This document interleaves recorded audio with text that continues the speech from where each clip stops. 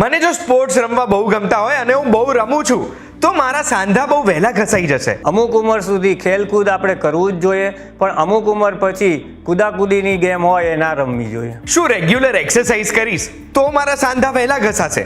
Exercise કરવાથી સાંધા ઘસાવાને બદલે મજબૂત બને છે. એક વખત ઘૂંટણના સાંધા રિપ્લેસ થઈ જાય પછી દુખાવો તો મને આખી જિંદગી રહેશે ને? એવું જરૂરી નથી. સારી જગ્યાએ સારા સર્જન આગળ સરસ બેલેન્સિંગથી ઓપરેશન કરાવેલું હોય તો દુખાવો રહેતો નથી. ઘૂંટણના સાંધા જો એક વખત બદલાઈ જાય તો એના પછી હું પલાઠી વાળીને ક્યારે નહીં બેસી શકું? એવું જરૂરી નથી. ગોઠણના ઓપરેશનમાં હાઈફ્લેક્સ ડિઝાઇન જે ઇમ્પ્લાન્ટ આવેલા છે એ પ્રત્યારોપણ કરવામાં આવે તો દર્દી ચોક્કસપણે પલાઠી વાળીને બેસી શકે છે. એક વખત ઘૂંટણના સાંધા બદલાઈ જાય પછી હું ગરબા ક્યારેય નહીં કરી શકું? એ પણ ખોટી વાત છે. ગોઠણના સાંધા પછી આપણે મોડરેટ ગરબા, કુદાકુદી વગરના ગરબા રમી જ શકીએ છીએ. ઘૂંટણ કે પછી થાપાના સાંધા બદલાવાની પ્રોસેસ ફક્ત વૃદ્ધો માટે હોય છે? આઈડિયલી વૃદ્ધો માટે જરૂરી હોય છે, પણ હવે લાઇફસ્ટાઇલના હિસાબે અમારે ઓપીડીમાં ઘણા જુવાન પેશન્ટો એટલે કે 45 થી 55 વર્ષની ઉંમર વચ્ચેના પણ ઘણા દર્દીઓ આવે છે. મારે મારા સાંધા જો સાજા રાખવા છે તો જેટલા ઓછા વાપરીશ એટલા વધારે લાંબુ ચાલશે? જેટલો ઓછો વપરાશ કરીએ એટલે લાંબુ ચાલે. એટલે કે ગોઠણનો ઘસારો આપણે પાછળની જિંદગીમાં એટલે કે વૃદ્ધાવસ્થામાં આવે. શું મારા શરીરમાં મારે કોઈ પણ સાંધો બદલાવો પડ્યો છે તો એના પછી મારું જીવન નોર્મલ ક્યારે નહીં રહે? સાંધાના ઓપરેશન પછી જીવન આપણું નોર્મલ જ થઈ જાય છે, અને આના માટેની વિગતો જોવા માટે આખો વિડીયો જોવો જરૂરી છે.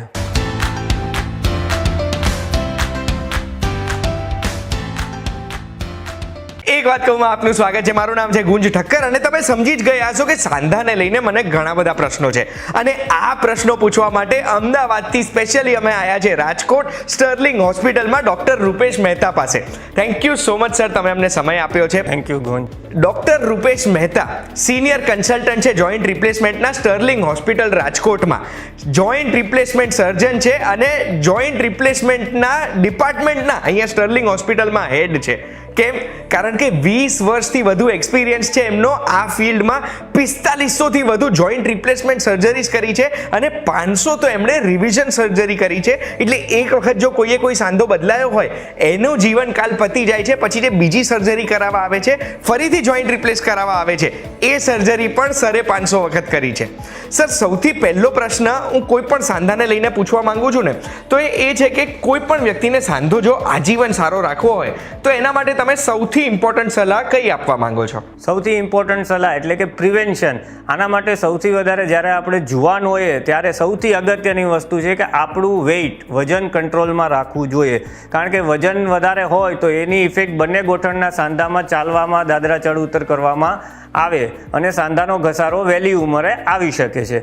બીજી અગત્યની વસ્તુ કે યંગ એજમાં આપણે થોડી ઘણી ફિઝિયો એક્સરસાઇઝ એટલે કે ગોઠણના ઉપરના અને નીચેના સ્નાયુને મજબૂત કરવાની ફિઝિયોથેરાપી અથવા તો સ્પોર્ટ્સ એક્ટિવિટી અથવા તો જો એક્સરસાઇઝ તે કરવી અગત્યની છે. સર, સાંધામાં કોઈ પણ તકલીફો આવે છે એના કારણો શું હોઈ શકે? ગોઠણના સાંધાના ઘસારાના અગત્યના મેઇન કારણો છે. સૌથી પહેલું છે કે ઉંમરને હિસાબે સાંધાનો ઘસારો આવે જ છે. આપણા જીવનમાં જેમ આયુષ્ય વધે એમ આપણે ગોઠણનો ઘસારો વધે છે, એટલે એ આપણે રોકી ન શકીએ, પણ અવશ્ય આપણે એવું કરી શકીએ કે એની ઇફેક્ટ આપણને વૃદ્ધાવસ્થામાં આવે. બીજું કારણ છે કે થોડુંક જીનેટિકલ મેલ ફિમેલ ફેક્ટર કામ કરે છે. ફિમેલમાં ગોઠણના સાંધાના ઘસારો વધારે હોય છે.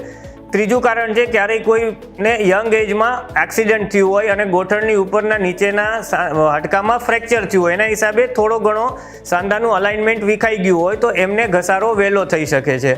અને ચોથું કારણ છે કે અત્યારે યંગ એજમાં સંધિવા રૂમેટોઇડ આર્થરાઇટિસ હોય અથવા તો ગાઉટી આર્થરાઇટિસ હોય, એના હિસાબે સાંધાની તકલીફો શરૂ થઈ ગઈ હોય છે, તો આવા દર્દીઓને વહેલી ઉંમરમાં સાંધાનો ઘસારો આવી શકે છે. સર, એક વખત સાંધાનો ઘસારો ચાલુ થઈ જાય તો એના લક્ષણો કયા જોવા મળે છે? સાંધાના ઘસારાના લક્ષણો એમના સ્ટેજ પ્રમાણે હોય છે. શરૂઆતના સ્ટેજમાં તમને ગોઠણમાં સવારે ઉઠો એટલે જકડન લાગે 15 થી 20 મિનિટની, જેને અમે મોર્નિંગ સ્ટીફનેસ કહીએ છીએ, એ આવે છે. ગોઠણની યુઝ્યુઅલી 90% પેશન્ટમાં અંદરની બાજુમાં દુખાવાની શરૂઆત થાય છે. પછી જેમ જેમ ઘસારો વધતો જાય એટલે કે સ્ટેજ વધતું જાય એટલે તમને જાજુ ચાલો, જાજા ઊભા રહ્યો, દાદરો ચઢ ઉતર કરવામાં ગોઠણમાં દુખાવો થાય છે.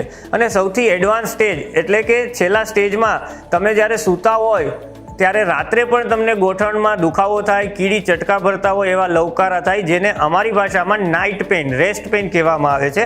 આ બધા સાંધાના ઘસારાના લક્ષણો છે. તો સર આમાંથી કયું લક્ષણ દેખાય ત્યારે મારે તમને બતાવવા આવવું જોઈએ? સાંધાના મેં જે લક્ષણો કીધા એમાં મોર્નિંગ સ્ટીફનેસ થવા માંડે છે, દુખાવો થવા માંડે ચાલવાથી, તો તરત તમારે નજીકના ઓર્થોપેડિક સર્જન અથવા જોઈન્ટ રિપ્લેસમેન્ટની સલાહ લેવી જોઈએ. અને એક વખત ડૉક્ટરની સલાહ લઈએ છે તો એમાં કઈ દવાઓ કે કઈ ટ્રીટમેન્ટ ઓપ્શન્સ આપતા હોય છે? ગુંજભાઈ, આમાં દરેક સાંધાના ઘસારાની ટ્રીટમેન્ટ એના સ્ટેજ ઉપર હોય છે. એટલે જેમ કે યંગ પેશન્ટ શરૂઆતમાં આવે ત્યારે અમે એને નિદાન કરી અને થોડી ઘણી લાઇફસ્ટાઇલ મોડિફિકેશન, જેમ કે કોઈનું વજન વધારે હોય તો વજન ઘટાડવાની, કસરત કરવાની, બરફનો શેક કરવાની સલાહ આપતા હોય છે. એનાથી પણ ન મટે તો પછી એને પેઇન કિલર્સ, એટલે કે USFDA અપ્રુવડ અત્યારે તો આપણી આગળ paracetamol is the only drug આપણે આર્થરાઇટિસમાં આપીએ છીએ. પણ ઘણીવાર ક્યારેય કોઈને ન મટે અથવા કોઈના ઘરમાં પ્રસંગ હોય કે સાહેબ મારે અઠવાડિયું તો ખેંચાવવું જ પડે એમ છે, મારા ઘરે પ્રસંગ છે, એવા કેસમાં અમે એને ડાયક્લોફિનેક, ઇટોરિકોક્ઝિબ જેવી NSAID દવા આપતા હોઈએ છીએ. અને પછી જેમ જેમ એડવાન્સ ડિસીઝ થઈ ગયું કે ભાઈ હવે દવા કોઈ કામ કરી શકે નથી, બે ગોઠણ એકબીજાના હાડકા અડી ગયા છે, જે સિવિયર આર્થરાઇટિસ કહેવાય, એમાં એને અમે સર્જરીની પણ સલાહ આપતા હોઈએ છીએ. સર તમે આ સર્જરીની વાત કરી તો પહેલા ઘૂંટણની વાત કરું. ની રિપ્લેસમેન્ટ સર્જરી હોય શું અને થાય કઈ રીતે? ની રિપ્લેસમેન્ટ સર્જરી આ સદીની સૌથી એડવાન્સ અને મોસ્ટ રિવાર્ડિંગ સર્જરી છે. ની રિપ્લેસમેન્ટ સર્જરી એટલે કે ભગવાને જે તમને ગોઠણના સાંધાની અંદર ગાદી એટલે કે કાર્ટિલેજ આપ્યું છે એ આપણે ઉંમરને હિસાબે, વધુ વપરાશ, વધુ કામ કરવાના હિસાબે વાપરી લીધું છે. તો અમે લોકો એટલે કે જોઈન્ટ રિપ્લેસમેન્ટ સર્જન તરીકે અમે આપના દર્દીના ગોઠણમાં જે કૃત્રિમ સાંધો બનાવવામાં આવ્યો છે એનું પ્રત્યારોપણ સર્જરી દ્વારા કરવામાં આવે છે. એને ની રિપ્લેસમેન્ટ સર્જરી કહેવામાં આવે છે. અને આ થાય કઈ રીતે સર? ઘૂંટણના રિપ્લેસમેન્ટની સર્જરીમાં અમે દર્દીને એનેસ્થેસિયા આપી અને એમના આ મિડ એન્ટિયર લાઇનમાં એટલે કે આગળના ભાગે કાપો મૂકવામાં આવે છે. અને પછી એમાં જે કૃત્રિમ સાંધો જે ફેક્ટરીમાં કંપનીઓ દ્વારા બનાવવામાં આવે છે, આ ગોઠણના સાંધાનું મોડેલ છે. આ ગોઠણના સાંધાનો ઉપરનો ભાગ, નીચેનો ભાગ છે. દર્દીનું જ્યારે ઓપરેશન કરવામાં આવે ત્યારે આપણે એનું ઉપરનું બોન, ફીમર બોન, આ કેપના એંગલ અને સાઇઝ પ્રમાણે આપણે આ રીતે દર્દીનું બોન આ રીતે કટ કરવામાં આવે છે. અને આ ફિમોરલ કેપ છે. આ ફિમોરલ કેપ એનામાં સિમેન્ટ દ્વારા પ્રત્યારોપણ કરવામાં આવે છે. સેમ વસ્તુ દર્દીના નીચેના ભાગમાં આ ટીબિયા બોન છે. ટીબિયાના બોનમાં આપણે આ કેપ, એનું બોન જે ઘસાઈ ગયું એને રીસર્ફેસ કરવામાં આવે છે. અને આ જે કેપ છે ટીબિયાની, મેટલની કેપ હોય છે, એ દરેક કંપનીની અલગ અલગ હોય છે. એ આપણે સિમેન્ટ દ્વારા ચોંટાડવામાં આવે છે. અને આ અમારી ભાષામાં પોલીઇથાલિન એટલે કે સાદું પ્લાસ્ટિક છે. આ પ્લાસ્ટિક એટલે કે કૃત્રિમ ગાદી આ દર્દીના ગોઠણમાં આ બેયની વચ્ચે લોક કરવામાં આવે છે. આ લોક કર્યા પછી આ સાંધો આપણો બની ગયો. અને ફિઝિક્સના નિયમ પ્રમાણે હાર્ડ ટુ સોફ્ટ સરફેસ એટલે કે મેટલ અને પ્લાસ્ટિકનું સરફેસ બને તો જ મૂવમેન્ટ અને ઓઇલિંગ થાય. એટલે દર્દીનો ગોઠણ પછી 140 ડિગ્રી સુધી વળી શકે છે. સર એક વખત આ ની રિપ્લેસમેન્ટ સર્જરી થઈ જાય પછી નોર્મલ લાઈફ કેટલા સમય પછી આવે છે? જનરલી ની રિપ્લેસમેન્ટ સર્જરી પછી અમે દર્દીને ત્રીજા દિવસે રજા કરી દઈએ છીએ અને એમને 12 થી 13મા દિવસે સ્ટીચ રિમૂવ કરવા માટે બોલાવવામાં આવે છે. એટલે આમ તો દર્દી બીજા દિવસથી જ પોતાનું કામ કરી શકે છે, ચાલી શકે છે, પણ રૂટીન લાઈફ એટલે કે એમને ઓફિસમાં જવું, બહારે જવું હોય તો એની એડવાઇસ અમે 12 થી 15 દિવસ પછી કરતા હોઈએ છીએ. અને સર ની રિપ્લેસમેન્ટ સર્જરી પછી કઈ કઈ બાબતોનું ધ્યાન રાખવાનું હોય છે? ની રિપ્લેસમેન્ટ કર્યા પછી આપણી જિંદગી લગભગ નોર્મલ જેવી થઈ જાય છે. આપણે ઓપરેશન પહેલાં જે બધું કરી શકતા હતા એ બધું કરી શકીએ છીએ. પણ એક સેફ્ટી પ્રિકોશન માટે અમે દર્દીને કૂદવાની એક્ટિવિટી જેમ કે જમ્પિંગ છે, સ્કીપિંગ છે, દોરડા કૂદવાનું કે જેમાં થમ્પિંગ એક્ટિવિટી આવે, જેમ કે કોઈને સ્કૂટર હોય તો અમે કંઈ કિક મારવાની નહીં, તમે સેલ્ફ સ્ટાર્ટ સ્કૂટર લઈ લો, આ બધી વસ્તુ આપણે કરવી જોઈએ. એ જ રીતે સર થાપાના રિપ્લેસમેન્ટની સર્જરી કેમ કરાવવી પડતી હોય છે? આ બહુ અગત્યનો સવાલ છે ગુંજભાઈ, કે થાપાના ગોળા સુકાઈ જવાથી થાપાનો સાંધો ખરાબ થઈ જાય છે, જેને આપણે હિપ જોઈન્ટ કહીએ છીએ. શરૂઆત એટલે વર્ષોથી આપણે આ કરીએ છીએ પણ ત્યારે દર્દીઓ ઓછા હતા.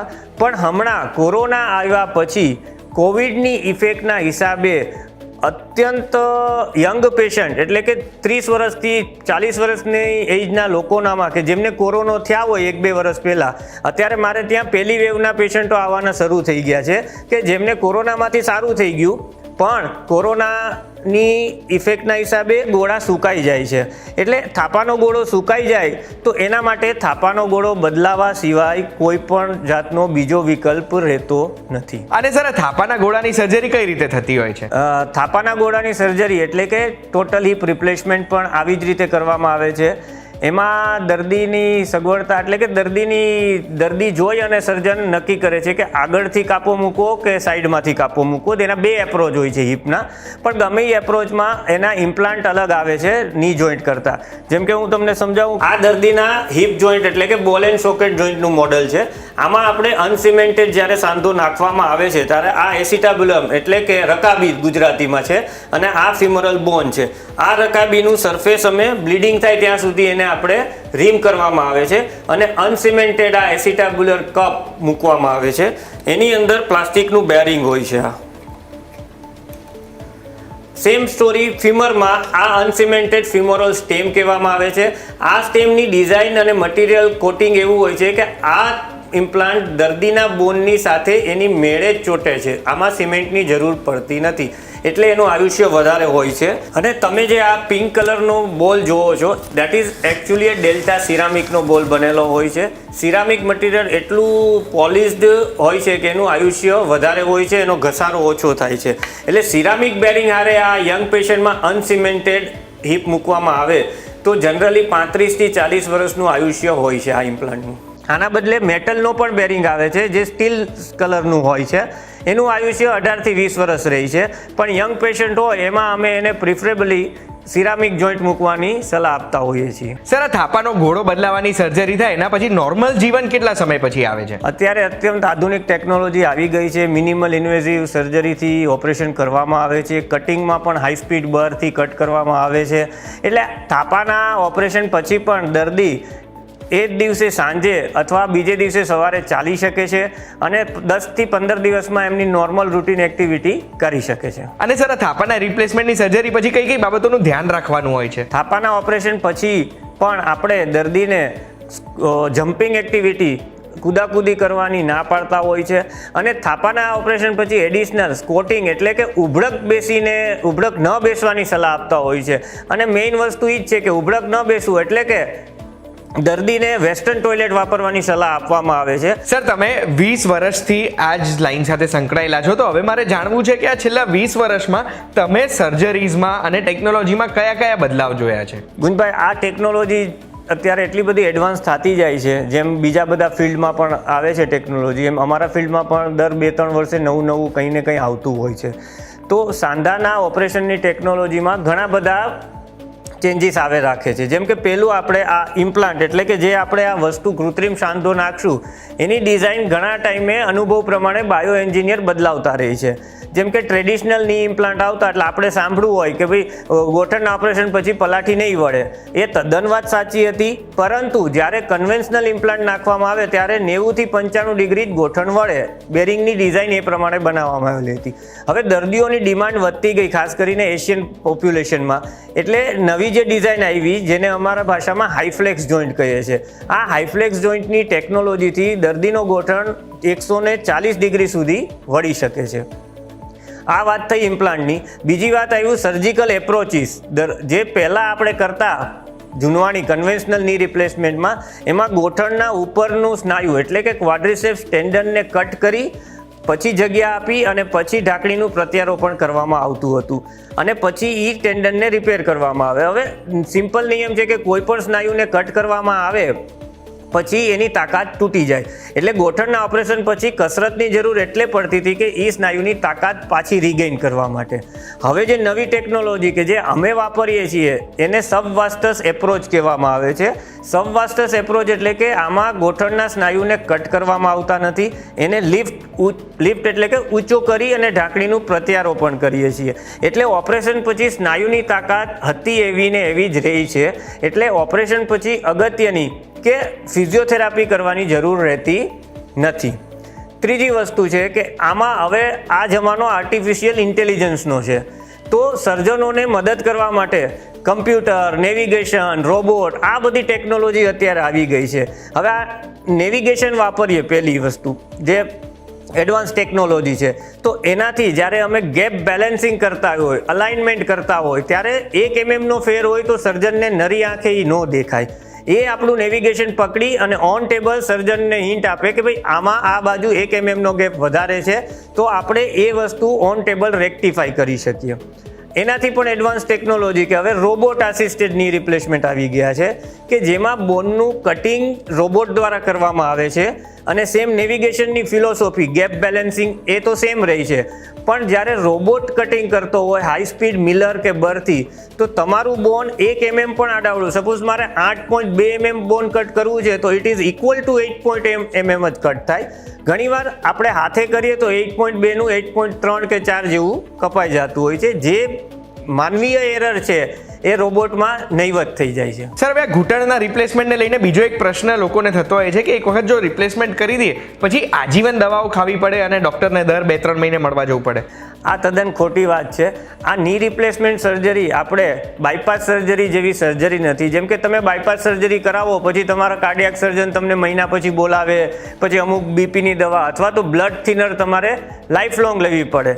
જનરલી ની રિપ્લેસમેન્ટ પછી અમારે ત્યાં અમે ટાંકા તોડાવવા માટે દર્દી આવે ત્યાં સુધી એને એન્ટીબાયોટિક્સ કે પેઇન કિલર લેવી પડતી હોય છે.